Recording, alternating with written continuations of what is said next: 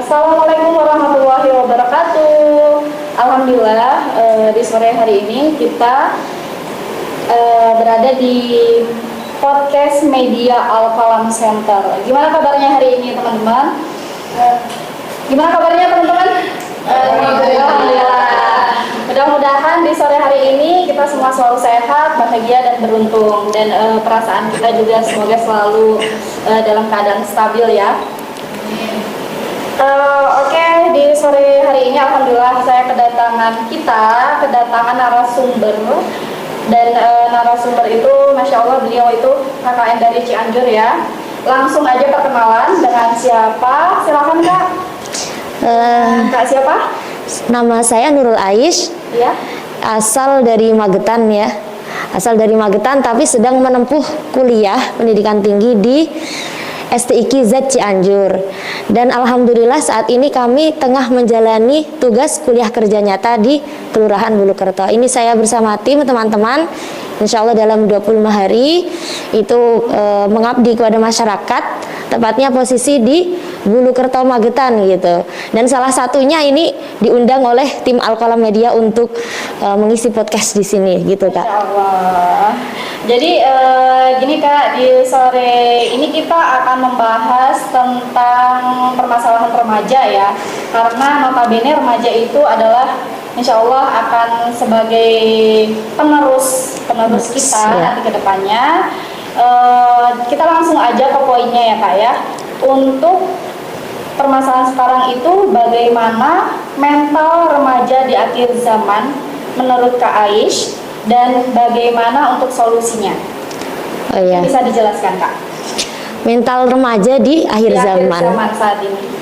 Sebelum membahas tentang mental itu sendiri ya Kak, Ya. kita perlu membatasi dahulu nih siapa yang dimaksud objek dari pembahasan kita kali ini. Ya.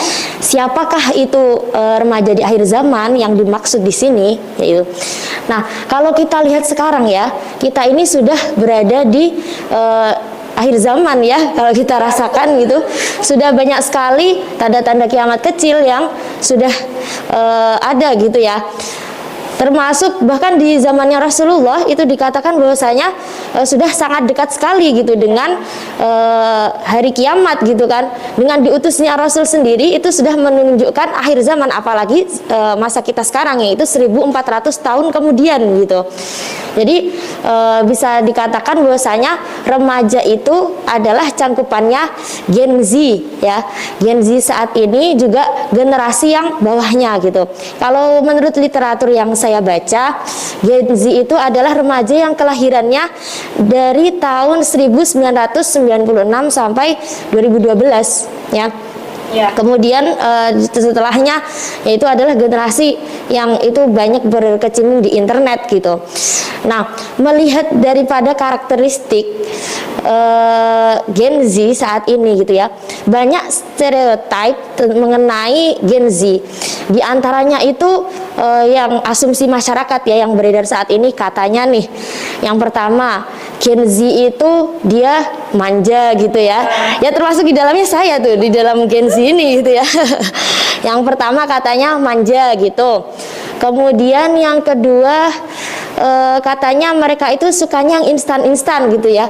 Maunya cepat dan tidak menyukai proses gitu. Seperti itu katanya kan. Nah, untuk membahas mengenai mentalnya itu sendiri ya, kita kalau menurut saya kita harus membahas mengenai sejarah kebudayaan manusia terlebih dahulu gitu. Kalau dalam teori filsafat itu ya, itu ada yang namanya era modern, kemudian ada yang namanya era postmodern. Nah, era modern itu dia coraknya itu cenderung dia teratur seperti itu. Kemudian dia memiliki nilai-nilai yang dijunjung gitu. Sedangkan saat ini gitu ya, kita ini sedang berada di era postmodern yang segala sesuatu itu lebih suka yang tidak teratur gitu, yang lebih acak-acakan gitu ya. Nah, contohnya seperti apa? Contohnya seperti yang kita banyak saksikan saat ini gitu, bahwasanya perkataan dari influencer gitu ya, orang yang tidak kompeten di suatu bidang gitu kan. Orang yang tidak kompeten di suatu bidang itu lebih dihargai dan lebih didengarkan daripada perkataan seorang tokoh yang dia punya ahli dalam bidang tersebut gitu. Iya, jadi kayak sekarang ini misalnya fenomena matinya kebakaran gitu ya. Sekarang ini remaja itu lebih suka gimmick ya daripada narasi yang membangun gitu. Sebenarnya kita jumpai banyak sekali. Nah, ini ketidakberaturan ini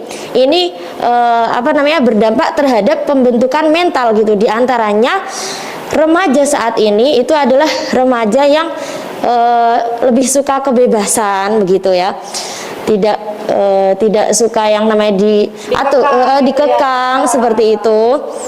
Kemudian mereka ini, tapi sisi negatifnya ya kak ya, sisi negatifnya itu mereka ada yang kehilangan nilai-nilai dan makna seperti itu.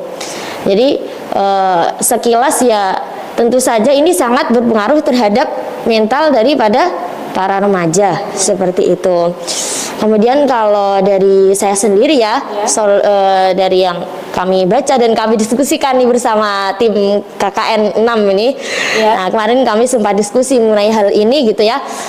Beberapa solusi daripada mengatasi kebimbangan gitu ya remaja saat ini gitu, yang lebih menyukai segala sesuatu yang acak dan mereka itu kehilangan nilai. Itu yang pertama, yaitu menguatkan pondasi-pondasi dan nilai-nilai dalam diri gitu. Dengan apa? Dengan Al-Quran. Betul. Jadi kita kembali ke Al-Quran ya kak ya? Iya, benar sekali. Jadi Al-Quran itu tidak hanya sesuatu yang kita baca tanpa kita pahami gitu. Karena poinnya kita belajar Al-Quran itu kan untuk memahami, kemudian untuk mengamalkan gitu. Sebagaimana yang ini saya tertarik ya daripada pemikiran Dr. Zakiyah Darajat gitu ya. Beliau ini seorang psikolog muslimah gitu di Indonesia gitu. Bahwasanya beliau itu mengatakan kesehatan mental seseorang itu tergantung daripada pemahaman dan pengamalannya terhadap agama. Seperti itu. Itu kan juga ada kaitannya ya dengan Al-Quran itu tadi ya. Yang menjadi dasar atau fondasi dalam hidup begitu. Kemudian yang kedua yaitu quality time, yaitu waktu yang berkualitas gitu dalam bahasanya tuh refreshing gitu loh. Refreshing apa? Quality time? Oh iya. Jadi gimana ya, kadang-kadang kita itu tuh kan sekarang nih katanya ya remaja Gen Z itu mendapati banyak sekali pressure atau tekanan gitu ya. Ya mulai dari sekolah, dari orang tua dan kayak tugas-tugas kayak itu di sekolah. Kadang yang memberatkan gitu ya. Benar sekali. Nah, maka dari itu untuk menangani itu maka perlu istirahat yang berkualitas. Seperti itu, sehingga tidak hanya kita menyisihkan waktu untuk beristirahat, akan tetapi jiwa dan raga itu memang benar-benar beristirahat. Bahkan kalau dari Rasulullah Shallallahu Alaihi Wasallam itu ya, seorang muslim itu istirahatnya adalah dengan sholat. Nah, akan tapi kita ini ya kurang memahami ya, kebanyakan dari kita kurang memahami esensi dari sholat tersebut ya. Kemudian yang terakhir ya, kalau dari kami gitu ya, yaitu mencari circle pertemanan yang baik. Iya betul. Karena itu emang berpengaruh banget kak. Iya, bener banget kak. Karena apalagi sekarang nih ya kak ya, era media sosial yang kita itu apa-apa bisa melihat tetangga gitu hanya dengan ini gawai aja gitu ya. Kayak kalau misalnya emosinya tidak stabil dan sebagainya, maka sedikit-sedikit akan ada yang namanya iri dengki dan lain sebagainya gitu ya. Jadi mengatur circle pertemanan gitu, karena seperti yang disabdakan Rasulullah Shallallahu Alaihi Wasallam bahwasanya ketika seseorang itu berteman dengan penjual minyak wangi, maka dia akan kecipratan wanginya gitu. Tapi kalau dia berteman dengan tukang ini pandai besi, maka dia pakaiannya juga akan terbakar seperti itu. Dan itu benar-benar relate sekali ya dengan generasi remaja saat ini gitu, yang mana mereka itu pertemanan itu menjadi hal yang sangat pokok gitu dalam membangun kepribadian. Seperti itu kalau dari kami. Oh iya, Masya Allah, penjelasannya sangat jelas sekali.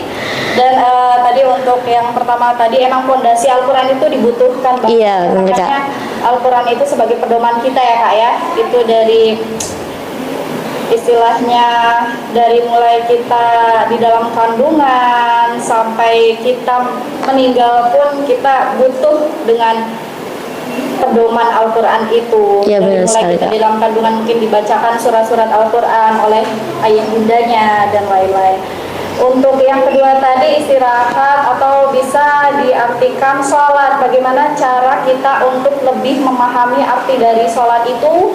Karena kadang kan ya Kak, ada ya mungkin kayak sholat yang terburu-buru, bahkan Iya, mungkin benar. ada yang sholatnya itu bacaannya itu belum paham artinya, arti dari surat Al-Fatihah itu sendiri, ada juga yang belum paham, dan sepertinya perlu di pembelajaran lagi untuk para remaja-remaja khususnya, karena ya itu tadi, remaja adalah generasi penerus yang memang harus diperhatikan.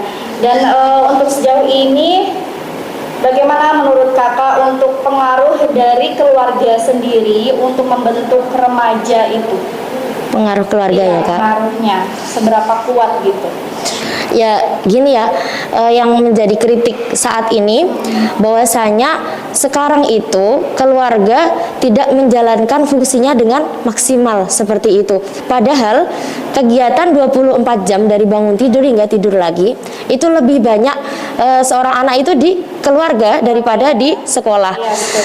Dan banyak sekali yang berasumsi bahwasanya sekolah itu ya memiliki PR yang lebih besar gitu daripada keluarga. Sehingga di sini gitu ya, kami menganggap bahwasanya keluarga itu memang harus berbenah terlebih dahulu gitu. Ya mungkin dari pemimpin keluarga, dari bapak ibu gitu ya. Kemudian di situ terjadilah pembangunan karakter anak dan sebagainya. Karena lingkungan keluarga ini yang paling menentukan, Kak. Memang betul, betul sekali. Keluarga, apalagi ayah bundanya, kadang memang harus tetap belajar ya Kak ya. Iya. Harus tetap belajar. Oke, untuk dan sekarang ada fenomena yang namanya kayak mental illness, itu bagaimana Kak menurut Kakak? Oh, mental illness ya, yang lagi viral nih ya. Ya, yang lagi viral saat ini, kadang ada trauma-trauma di masa lalu dan lain-lain, itu bagaimana menurut Kakak? Ya, mental illness ini ya kayaknya nih sekarang saking viralnya, orang kalau nggak punya mental illness tuh nggak keren gitu. Gitu ya? Kayak jadi dunia tuh berbalik gitu ya, karena saking viralnya fenomena mental illness ini sendiri.